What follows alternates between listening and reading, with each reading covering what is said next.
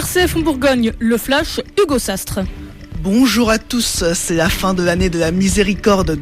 Devant plusieurs dizaines de milliers de fidèles, le pape François a refermé les 2 battants de la porte sainte de la basilique Saint-Pierre. Dans son homélie, le Saint-Père a toutefois souligné que l'Église devait continuer à vivre le message de miséricorde voulu par le Concile Vatican II. Et pour souligner combien la miséricorde doit continuer à être vécue malgré la clôture du jubilé, le pape a signé et remis symboliquement après la messe une nouvelle lettre apostolique, Misericordia et Misera, à des représentants de toute l'Église. Elle doit être rendue publique aujourd'hui. À Alep, c'est une course contre la montre qui vient de débuter. L'ONU craint une intensification des bombardements du régime et un effondrement du bastion rebelle syrien d'ici à Noël. Cela pourrait provoquer la fuite de 20 000 personnes vers la Turquie. Depuis mardi dernier, un déluge de roquettes, d'obus et de barils d'explosifs a provoqué la mort d'au moins 107 civils identifiés, dont 17 enfants, selon l'Observatoire syrien des droits de l'homme, une ONG proche de l'opposition. Les Nations Unies se disent horrifiées.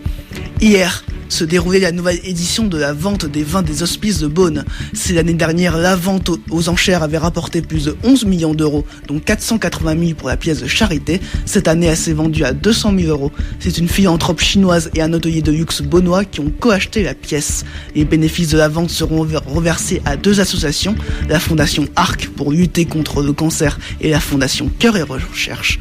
Pour la vente aux enchères, 4 personnalités étaient présentes, les actrices Valérie Bonneton et Virginie Ledoyen, la pianiste Katia Bounia-Stichvili et le réalisateur Claude Lelouch.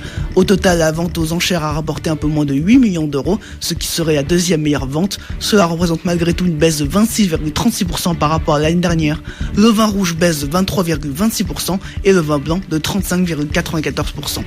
Le 3e homme de la primaire de la droite et du centre s'appelle Nicolas Sarkozy. L'ancien président de la République obtient 20,26% des suffrages, devant lui Alain Juppé avec 28,4% et à la première place François Fillon avec 44,2%. François Fillon qui peut compter sur le soutien de Nicolas Sarkozy ainsi que sur celui de Bruno Le Maire qui se classe 5e avec 2,4%. Avec 2,6%, Nathalie Kosciusko-Morizet fait le choix de soutenir Alain Juppé. Ce premier tour s'est déroulé dans un contexte particulier. Hier matin, le journal du dimanche publiait une tribune signée par 50 personnalités.